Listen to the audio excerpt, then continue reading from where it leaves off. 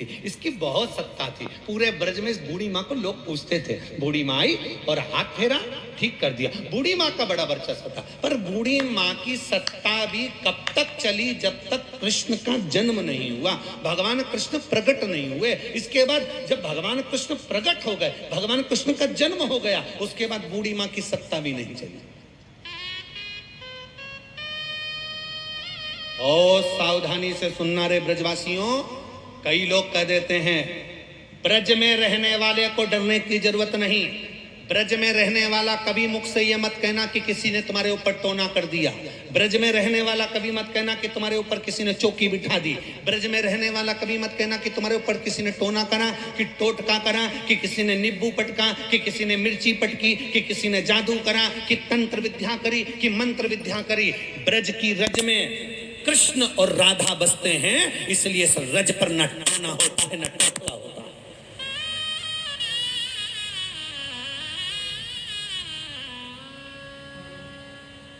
पूरी दुनिया का क्षेत्रपाल, पूरी दुनिया का कोतवाल, काशी में जाओगे तो काशी के कोतवाल काल भैरव कहलाते हैं। पर पूरी दुनिया में सारे तीर्थों के कोतवाल भैरव बनकर बैठे हैं। केवल ब्रज 84 कोस ऐसा है जहां का कोतवाल महादेव बनकर बैठा है। भूतेश्वर, चकलेश्वर, कामेश्वर, ये स्वयं कोतवाल बनकर बैठे हैं। केवल एक ब्रज की रज ऐसी है जहां का कोतवाल शिव है, जहां का क्षेत्रपाल शिव है। नहीं तो काशी के क्षेत्रपाल और कोतवाल भी काल भैरव है। उज्जैनी के क्षेत्रपाल स्वयं भैरव हैं। सारी दुनिया के जितने तीर्थ हैं, हरिद्वार, प्रयागराज, सबके कोतवाल भैरव कहलाते हैं। पर केवल एक ब्रज की रज ऐसी है जहां का कोतवाल स्वयं भूतेश्वर, चकलेश्वर, कामेश्वर, अशेश्वर भगवान शिव कहलाते हैं। यहाँ का कोतवाल क्षेत्रपाल मेरा शंकर है, मेरा शिव है।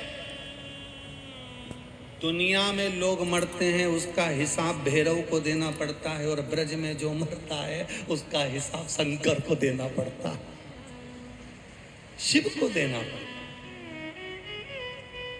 अकाल मृत्यु वो मरे जो काम करे चंडाल का, काल उसका क्या बिगाड़े जो भक्त हो मां काल का। ब्रज में सारी दुनिया में मरोगे उसका हिसाब भैरव देगा, पर ब्रज 84 कोस में कोई मर भी गया, प्राण छूट भी गए, तो उसका हिसाब शंकर जी को, भूतेश्वर को देना पड़ता है। मथुरा में विराजमान भूतेश्वर उसका हिसाब देते हैं। गोवर्धन परिक्रमा में चलते चलते ब्रजरज में कोई चले गया तो चकलेश्वर हिसाब देते हैं। वन क्षेत्र में कोई मर गया तो कामेश्वर, अश्वेश्वर हिसाब देते हैं। जी, ये हिसाब देने के लिए बैठे हैं कि इनका हिसाब देना पड़ेगा।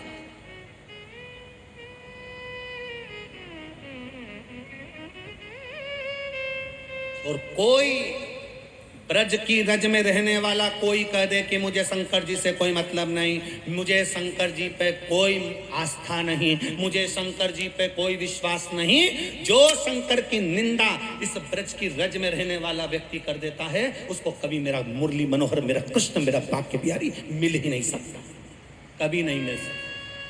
वो जिंदगी भर जपता रहे भले, जिंदगी भर कितनी माला जप ले तो मेरा कृष्ण और राधा नहीं मिल सकते अगर उसने शंकर का गुणगान नहीं किया, तो शिव का स्मरण नहीं किया।